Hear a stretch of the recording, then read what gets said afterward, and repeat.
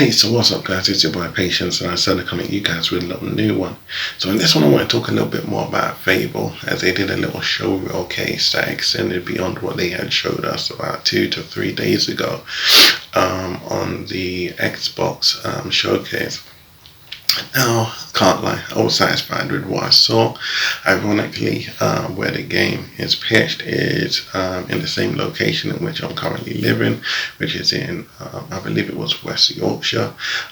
So that was like a shout out to and representing the neighborhood of the UK in that regard. So it's like, oh, pretty neat, awesome. So on that regard, obviously, we're getting a look at I guess you could say the early years environment of what comparing the modern age to Fable. Even though I'm pretty sure Fable is, I'm not too sure here, it's more dedicated and focused on maybe the future, but it looks more like the past. But again, I don't know. I haven't followed the lore of Fable, but I'm just assuming. Taking that into consideration, that was quite neat to know. But there were certain aspects within the whole showreel that I was not actually satisfied with. For starters, one of the things were how quick it were for your reputation to expand and grow. If I go and I knock on my neighbors and I say, hi, I'm going to buy myself a new car tomorrow, or I'm going to buy you a new car tomorrow, they'll be happy about it. The word will begin to spread because they begin to tell people. So one might tell their customaries, the person that they're closest with. That person's going to tell that person. It's like a tree effect, you begin to. But I didn't get a sense of that. So the realism had been diminished from that point. So though they did speak of conversion, the tree options, kind of relaying it onto us as like almost as close to it gets to AI. So having interactions with the NPCs as like you're talking with a real person, as close to it could get as representative. I didn't really feel that because I felt like there was too many bridge gaps that were kind of like miraculously linked together. So that was the first flaw. The second was how quick it was to rise from zero to fame. We got that in just that little short showcase. That reminded me a hell of a lot of the old Fable games that I used to play, which was Fable 1 and Fable 2. So that was quite disappointing as well.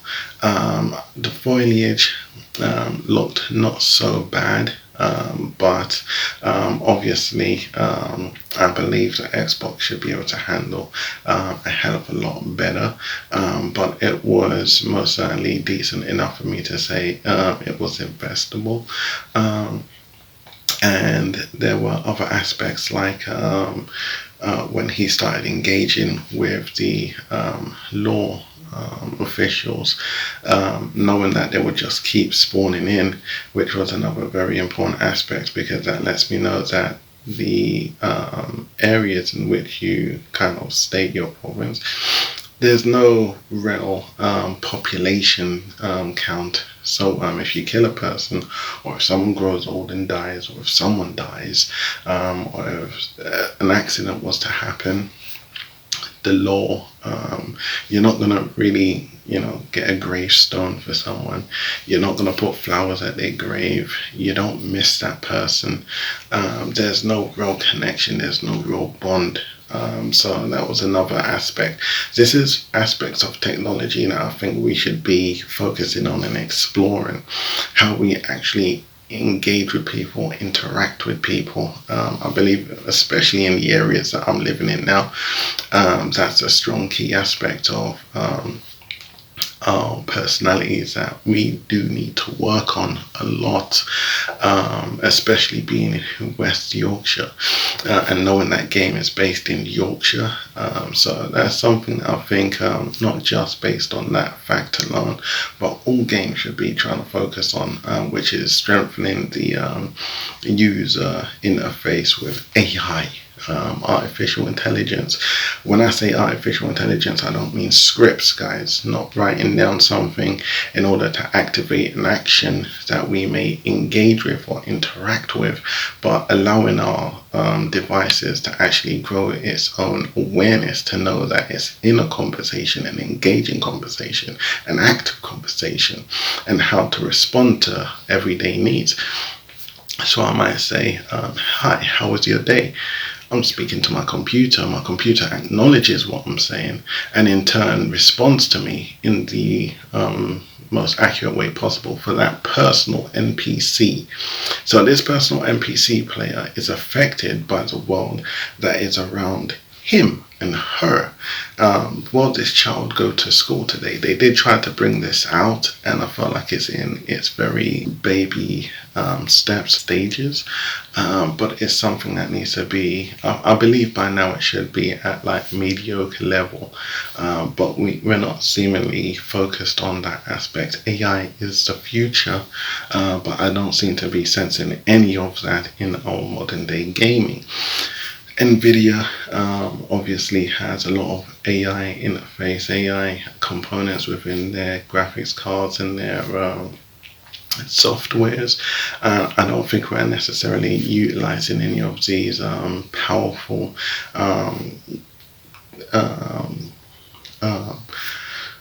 components that's being put onto us. Instead, we're kind of focusing on scripting, and because I didn't feel like I had evolved from the previous realm of Fable. I felt like I was right back in the year of would that be 2000, maybe 1999, and here we are.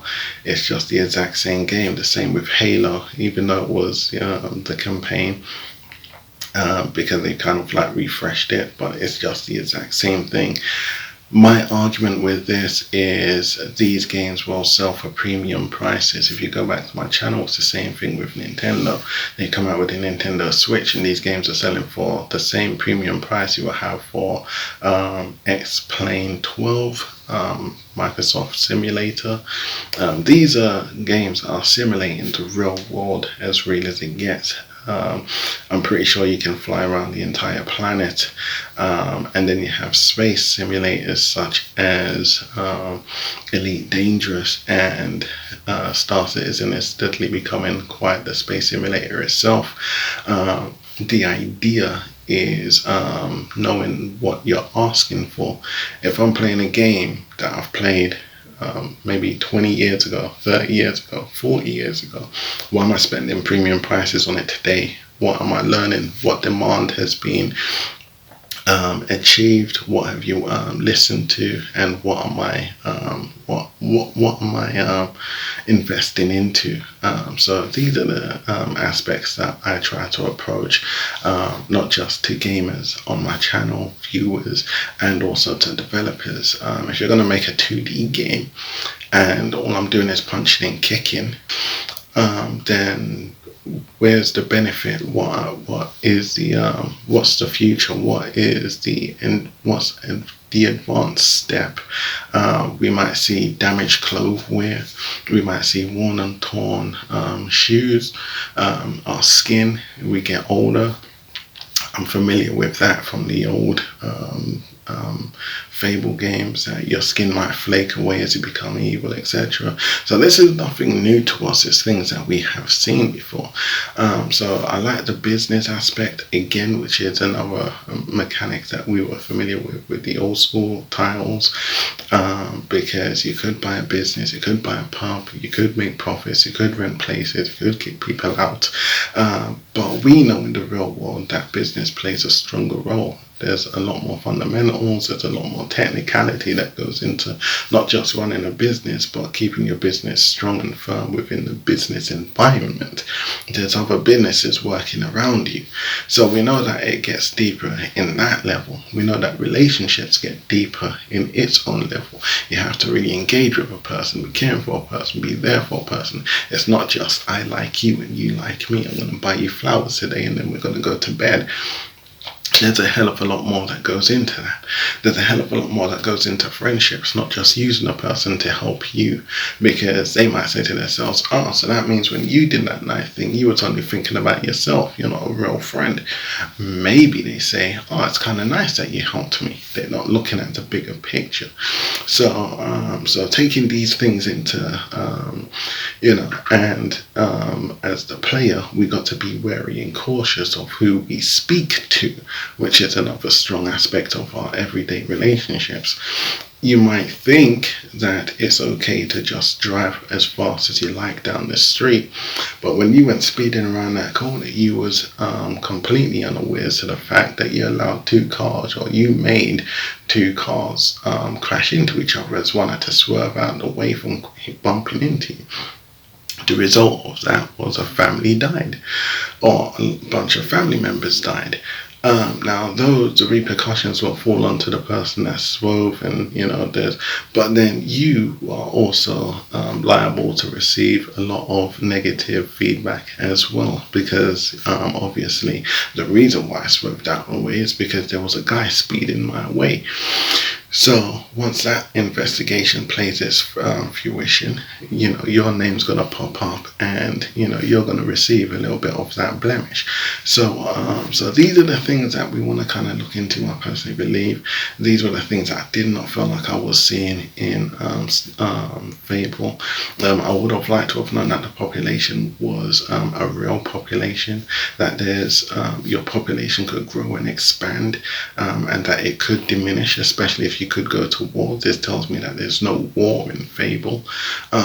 So a lot was kind of fed on to me. It tells me that the game is probably going to be about 15 hours long, possibly 30. And it also tells me that after this, we're going to have a lot of side quests to do. We'll probably pay for a lot of extra content to be applied to our games. I like the fact that we could go to different avenues to buy new garments for our character. I'm not sure how deep character customization goes, which is another very, very, very important aspect. I remember hearing that it's not so deep. Why? Because I want my character to be as close to me as possible, look as close to me as possible, resemble me as closely as possible. As I was explaining, that NVIDIA is using a lot of AI tools, not just with communication, but it's compatible with a lot of AI interfaces out softwares, meaning then that you could replicate my voice as close to my voice as possible. So rather than sitting down and listening to someone else's voice on my character can sound exactly like me, as close to me as possible, which would be darn awesome. So these are the things that I'm actually looking for. The size of my character, is he overweight? How tall is he? Is he the tallest person in the village? How big do I want my village to get? Do I want it to turn into a city one day?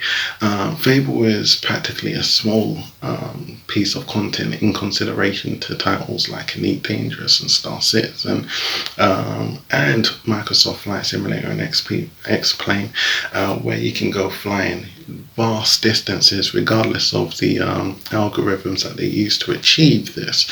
Space Engine would be another I guess you could say reference to this, because then taking it more than just a galaxy, but you can actually go fly into other galaxies, which is pretty darn awesome, which makes it now an open sandbox.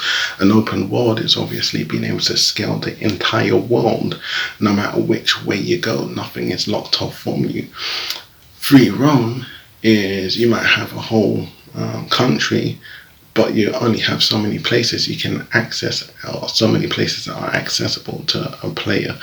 So you can't roam the whole country. There's only certain aspects you can go. That's free roam. Free roam is being given the entire country, so you have the entire world. You can only roam in the country. That's free roam, guys.